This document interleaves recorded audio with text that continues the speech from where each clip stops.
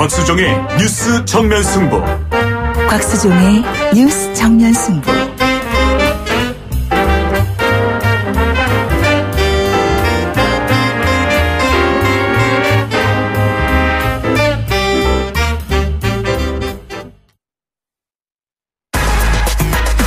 시원한 독살. 곽수종의 한방. 곽 박사님. 네, 삼성 이재용 부회장이 1조를 내겠다고 한 것이 사실무근이라고 합니다. 만일 사실이었다면 이렇게 말씀드리고 싶었습니다. 그러실 바에 차라리 삼성물산 제일모직 합병도 하지 말고 상속세 다 내셨으면 어땠을까. 하기사 1조 낸다고 해도 상속세 내고 정상적으로 해야 되겠죠. 그리고 최순실 씨에게 350억 내고 8조 벌었으면 8조를 다 내야 되지 않을까요? 1969년 브란트 독일 수상이 하버드대 졸업식에서 당시 돈으로 100만 달러를 하버드대에 기부하겠다고 발표를 합니다. 2차 세계대전 직후에 미국은 아프리카의 성자, 20세기 성자로 불리는 알버트 슈바이처 박사를 불러서 미 의회에서 연설을 듣습니다. 그는 미국에게 이렇게 이야기합니다. 겸손하십시오. 전승국인 미국이 겸손해야지 그 리더십이 유지된다는 것이었습니다. 그래서 나온 게 여러분이 잘 아시는 마샬 플랜이었습니다. 바로 하버드대 졸업식에서 마샬 국무장관이 발표했던 플랜입니다. 이 계기로 독일이 미국에게 큰 은혜를 받아 성장을 했다고 보는 것입니다. 그 보은의 대가로 브란트 독일 수상이 100만 달러를 쾌척하게 된 것입니다. 이게 미국과 독일 간의 신뢰관계입니다.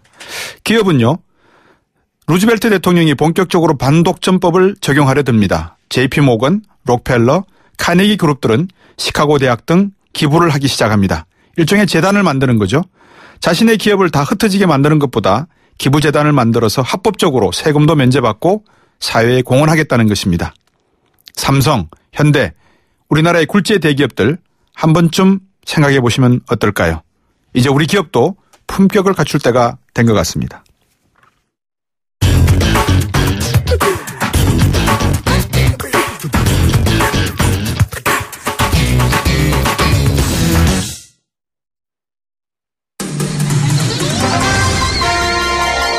정면 스포츠.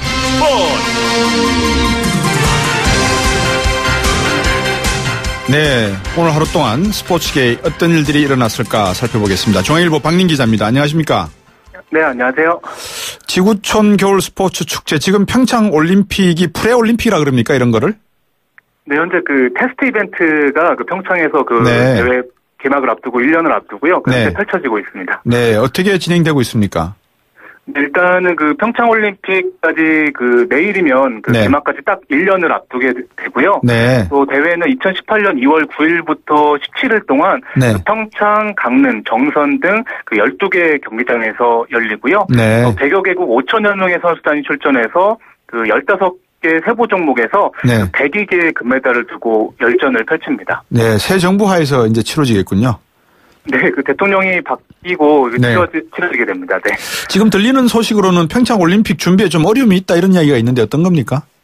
네, 그 사실 그 박근혜 정권의 비선 실세였던 최순실 씨가 예. 그 평창 올림픽 각종 이권을 챙겼고요. 네. 그 최 씨에게 걸림돌이었던 그 조양호 전 평창 조직위원장이 물러났고, 네. 또 대기업의 지원도 줄은 데다가 또 국민들이 요즘 좀 어려워서 평창 올림픽에 대한 관심도 또 식은 상태입니다. 네. 그래도 그 6개 신설 경기장의 평균 공정률이 96.3%로 완성 단계고요. 예. 그 테스트 이벤트도 또 성공적으로 치러지고 있습니다. 네. 눈이 다행히 많이 온 모양이다. 그죠? 네, 그래도 그 눈도 많이 내리고 있고요. 네. 또 인공 눈도 준비해가면서 네. 또 날씨에 대비해서 또 여러 개 준비 중입니다. 우리나라 선수단 목표는 어떻게 잡고 있습니까? 네, 우리나라는 금메달 8개를 포함해서 그 총 20개의 메달을 따서 네. 종합 4위에 오르는 게 목표고요. 예. 그 스피드 스케이트 이상화와 이승훈, 쇼트트랙 심석희와 최민정 등의 그 금메달 사냥에 나섭니다. 제가 오늘 대구에서 올라오는 KTX에서 신문을 잠깐 보니까 독일계 기화 선수가 있던데요. 네, 그 독일 출신의 그 루지 선수죠. 프리쉐 선수가 이번에 네. 또 귀화를 해서 참가를 하고요. 네. 그 선수 외에도 그 각종 종목에서 또 15명 정도 선수가 나설 것으로 보입니다. 예. 그러면 이런 선수들은 올림픽 경기가 끝나고 나면 다시 또 본국으로 돌아가는 거 아닙니까? 원래 국적으로? 네, 일단 우리나라가 그 특별 귀화를 통해서 또 우수한 선수들의 귀화를 추진을 했고요. 네. 또 이 배경에는 사실 우리나라가 그 겨울 스포츠에서 또 다른 종목 스피드 스케이팅이나 쇼트트랙을 빼고는 또 부진해서 네. 그래서 이렇게 선수들 영입을 했고요. 예. 일단 선수들이 그 평창올림픽이 끝난 뒤에도 한국에 남아서 또 자신의 노하우를 전수했다는 선수도 있고요. 또 일각에서는 또 바로 가는 거 아니냐 또 이런 우려도 있습니다. 사실. 예. 귀화를 시키는 과정에서 어느 정도 커미션도 좀 지불이 된 거 아니겠습니까? 네, 또 사실 공식적으로 밝혀진 건 없고요. 예. 일단은 또 그 선수들이 일단은 그 표면적으로는 일단은 그 제2의 고향에서 그 새로운 도전에 나서겠다는 것도 있고 네. 또 일부 종목에서는 또 그런 조건을 걸고 선수를 영입했다는 이야기도 사실 있습니다. 찬반 논란이 좀 뜨거워서 제가 여쭤봤습니다. 어떤 논란들이 있습니까?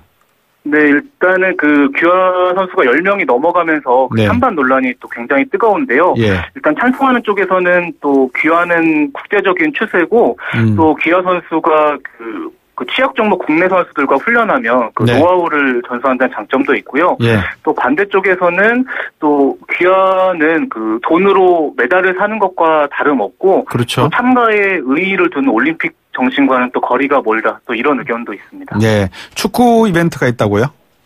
네, 그 20세 이하 월드컵이 올해 5월 20일부터 그 수원 등 국내 6개 도시에서 열리고요. 네. 국제 축구 연맹 주관 대회 중에 그 월드컵에 이어서 그 두 번째로 큰 규모고 네. 또 마라도나나 메시 등 그 특급 스타들의 그 등용문으로 알려져 있습니다. 네.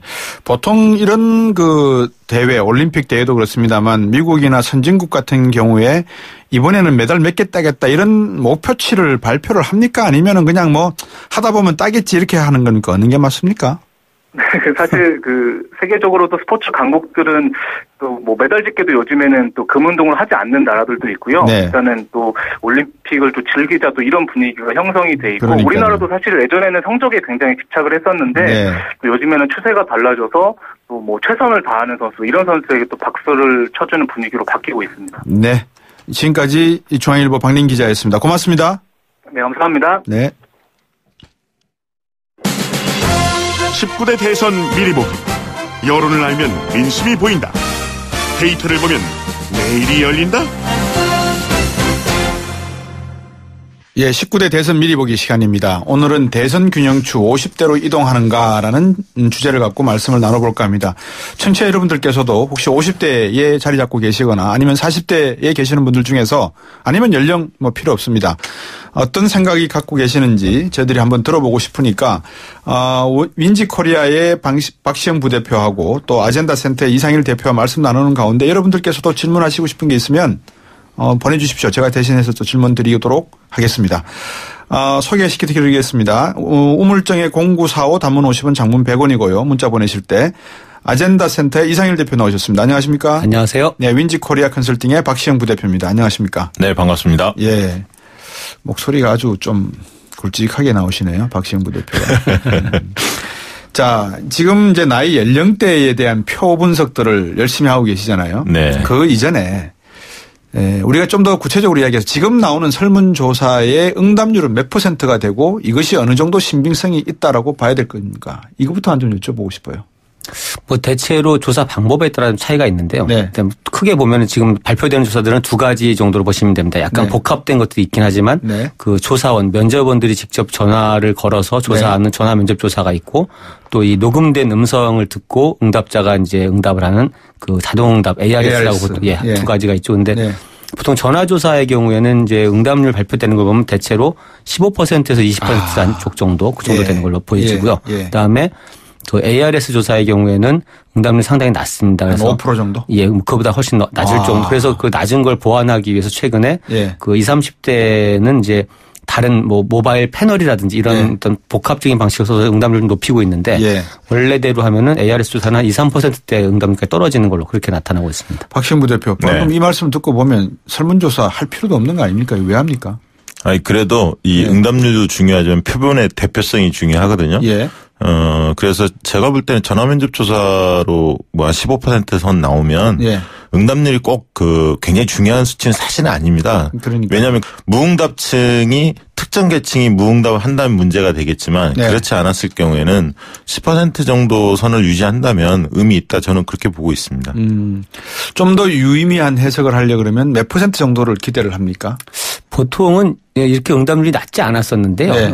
이제 이게 여론조사만의 문제는 아니고 예. 워낙 이제 광고성 전화라든지 그런 어떤 그 일종의 전화 공해가 많아지면서 전화 거절률이 많이 높아진 게 1차적인 영향이 있고요. 예, 또 예. 선거 시즌이 되면 여론조사가 굉장히 많이 이렇게 그렇죠. 진행이 되면서 거기에 대한 피로감도 영향을 주는데 뭐 바람직하게는 응답률이 높을수록 좋겠죠. 그리고 근데 이제 그 응답률이 낮은 부분을 이렇게 보완하기 위해서 여론조사에서는 예. 이제 예를 들어서 각 시도별 예. 내지는 그다음에 연령별, 예. 성별 이런 유권자들의 구성 비율을 맞출 수 있도록 적절히 통제를 하면서 진행을 합니다. 예를 들어서 네. 응답률이 낮았을 때 예. 특정한 사람들만 많이 응답을 하면 네. 전체의 대표성에 문제가 생기니까 네. 그 부분을 보완을 하고 있는데요. 네. 뭐 응답률 부분이라는 건 뭐 높아서 나쁠 건 없지만 네. 그 부분이 낮아지는 걸 보완하기 위해서 여러 가지 방법을 쓰고는 있습니다. 과거보다 많이 낮아진 건 사실입니다. 총선 때부터 했던 안심번호라는 게 있습니다. 예, 예, 지금 예. 이제 정당만 제공되고 있는데 향후 이제 선거법이 좀 바뀌어서 예. 민간도 이제 쓸 수 있게끔 예. 허용이 되고 있는데 안심번호로 하면 20%가 예. 응답률이 넘어갈 가능성이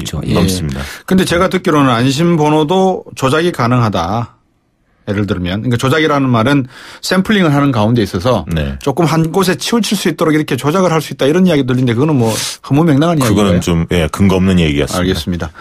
자 그러면 지금 2030 또는 뭐 5060 그래서 50대 60대 20대 30대 이야기를 하는데 40대가 왜 중요한지 이거 한번 짚어주시죠.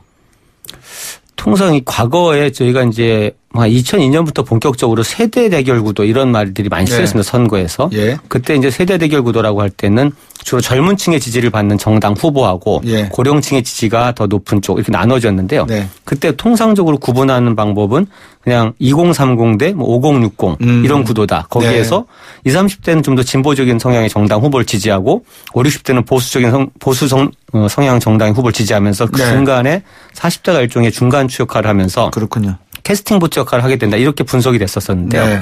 그런 부분들이 이제 최근에 더 좀 바뀌었죠. 오히려 이제 최근에 그 세대 구분의 어떤 방식에서는 그냥 크게 보면은 2040 대 6070 이렇게 구분할 때가 많습니다. 그래서 그 사이에 50대가 중간층이 된 게 아니냐. 예. 거기에는 뭐 일종의 전체적인 그 고령층 증가의 영향도 있을 것이고요. 예. 또 여러 가지 세대의 효과. 예를 들어서 뭐 386세대들도 나이가 들어가고 이렇게 하면서 이게 점점 더 나이가 높아지는 세대들 속에서 오히려 어떤 사회의 어떤 그 세대 간의 인식 격차의 중간 지점이 전체적으로 상향된 게 아니냐 이런 분석을 많이 하죠. 예.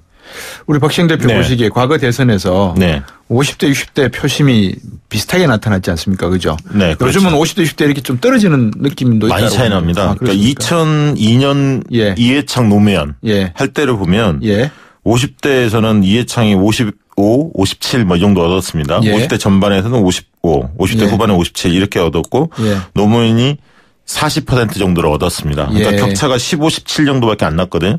근데 지난 대선에서는 50대 초반에서는 박근혜 후보가 8%포인트 이겼지만 50대 후반에서는 무려 42%포인트 차이가 났습니다. 압도적이네요. 그러니까 50대 전반과 50대 후반이 달라졌고요. 특히 또 60대에서도 2002년에는 22% 격차였는데 2012년에는 42%까지 벌어졌죠. 그러니까 고령층의 보수화 속도가 굉장히 빨라진 겁니다. 그리고 아까 말씀 올렸듯이 50대 내에서도 50대 전반과 후반이 사뭇 다릅니다. 아, 그렇군요. 50대 전반 후반이라고 하는 것은 베이비 부머 세대의 1세대 끝부분과 2세대 시작 부분인데. 그렇죠. 이게 구분된다 이 말씀이죠. 그렇죠. 정치 성향이 상당히 다릅니다. 그러니까 어떻게 나옵니까? 그러니까 지금 최근 조사에서도 50대 전반하고 후반이 많이 다른데요. 50대 전반은 대체적으로 좀 진보 성향에 가깝고요. 과거 전대협 세대라고 보시면 될 것 같습니다. 60한 4, 5년생 이후죠. 그리고 이제 50대 후반은 60대 초반생들인데요. 그분들은 좀 이렇게 보수적 성향이 좀 강합니다. 그래서 55세를 전후로 해서 인식 차가 좀 상당히 큰 편입니다. 왜 지금 2002년과 2012년을 비교하시면서 이제 고령층의 보수화 속도가 높아졌고 물론 그 안에서 이제 50대 전후반의 차이가 있다고 말씀하셨는데 또 그 이후에 지금 현재를 보면은 그 이후의 변화들은 또 다른 패턴이거든요. 어떤 패턴이요? 예를 들면은 2012년에 총선이 있었고 2016년 작년에 총선이 있었지 않습니까? 네. 거기에 이제 정당에 투표하는 비례투표가 있었는데 네. 50대가 2012년에 새누리당에 투표한 비율은 50.9%였습니다. 이게 네. 방송 3사 출구조사 결과를 갖고 분석을 한 건데요. 네. 반면에 4년 뒤에 치러졌던 작년 총선에서 50대가 새누리당에 투표한 비율은 37.8%입니다. 네. 13% 가까이 떨어졌는데요. 네. 그러니까 그만큼 이거는 이제 이 최순실 사태 탄핵 이전의 상황이거든요. 그럼에도 불구하고 이 50대 물론 50대 안에서 조금의 변화가 있겠지만 50대 전체적으로 봤을 때도 다른 연령층에서도 전반적으로 이제 보수 정권 피로감이 높아지면서 새누리당 득표율이 많이 낮아졌고 특히 작년 총선은 새누리당의 그 막장 공천 문제가 두드러지면서 이제 많이 심판을 받았는데 그 중에서도 50대의 어떤 이 하락률, 보수당에 대한 투표율이 굉장히 낮아졌죠. 많이 낮아졌고 이런 부분들이 아마 지금 탄핵 국면을 거치면서는 대선에서 더 강화됐을 가능성이 많다. 그런 분석들이 많이 있거든요. 그렇죠. 지금 이제 여론조사 결과를 보면 40대 이하가 묶입니다. 2040이. 아까 이제 이상일 대표 말씀하신 대로. 그리고 60대 이상과 50대가 좀 다릅니다. 그러니까 60대 이상은 확실히 보수 성향을 보이고 있지만 50대는 특정 정치 세력한테 선호도가 뚜렷하진 않지만 대체적으로 지금은 이제 민주당 지지가 워낙 높기 때문에 민주당이 우세한 상황이지만 대선 후보들 간의 지지율 격차도 50대에서는 좀 좁혀진 현상이 나타나고 있습니다. 예. 그러면 지금 박근혜 정권에 분노하는 쪽이 주로 이제 40대 후반 50대라고 한다면 동시에 문재인 전 대표 등 민주당 또 이 친문 또 친노 세력 이 부분에 대한 거부감도 분명히 있지 않을까라는 생각이 드는데 어떻게 보십니까? 이게 조사들에 따라서 조금 편차있지만 데이터를 가지고 하나 설명을 드리면요. 최근에 발표된 조사 중에 이제 KBS 연합뉴스 공동으로 코리아 리서치에 의뢰해서 조사한 결과가 있습니다. 2월 5, 6일 날 이렇게 조사에서 발표가 됐는데요. 이 조사를 보면은 정당 지지도에서 50대의 그 더불어민주당 지지율은 32.8%였습니다. 근데 똑같은 조사에서 대선 주자 선호도를 물어봤을 때 문재인 전 대표에 대한 지지율은 22.2%였거든요. 근데 물론 이제 이게 이 차이가 뭐냐면 정당에 대한 선호에서는 분명히 보수 정당보다 더불어민주당에 대해 크게 점수를 주고 높게 그 결집이 되는데 대선 후보를 물어봤을 때는 문재인 전 대표한테 크게 쏠리지 않는다라는 부분이에요. 오히려 50대 때 똑같은 조사에서 보면은 안희정 지사가 17.9% 그리고 황교안 전 권한대행이 14.9% 안철수 전 대표가 9.2% 이게 좀 나뉘어지는데요. 그러니까 정당에 대해서는 보수 정당에 대해서 좀 많이 등을 돌리는 게 분명히 50대에서 나타나고 있지만 대선 후보로 누가 더 적합하냐 물었을 때 선뜻 문재인으로 가지 못한 50대 상당히 많이 있다. 이 부분은 아마 지난 대선에서도 그렇게 좀 표출이 됐는데 문재인 후보에 대한 어떤 불안감 내지는 약간 그런 부분들이 아직 완벽히 해소되지 않은 게 아닌가 이렇게 좀 생각이 돼요. 저는 좀 생각이 다른데요. 보통 보수 진영에 나와서 말씀하시는 분들이 되게 그 근거를 많이 대거든요. 민주당 정당 지지도보다 후보 지지도가 낮다. 근데 지금은 그 민주당 내에서 각 후보들이 각축전을 벌이고 있잖아요. 문재인도 있고 안희정도 있고 이재명도 있습니다. 그 민주당 지지층의 문재인 지지율을 보면 약 66% 정도 나옵니다. 보통 조사를 해보면. 그러면 예를 들면 문재인 30% 지지율을 받을 때 민주당 지지층에서는 대개 한 20% 정도를 받는 거거든요. 대략 보면. 그렇기 때문에 50대에서 22% 정도 지지가 나왔던 걸 가지고 특별히 낮다. 민주당을 지지한 사람은 다 문재인을 지지한다. 이게 등식이 성립하지 않는다는 거죠. 한 3분의 2 정도가 지지한다는 겁니다. 그래서 저는 그게 특별한 수치는 아니다. 그렇게 보고 있습니다. 지금 여러분들은 곽수중의 뉴스 정면 승부 19대 대선 미리 보기 아젠다 센터의 이상일 대표, 윈지 코리아 컨설팅의 박시영 부대표와 함께 말씀 나누고 있습니다. 잠시 후 이어가겠습니다.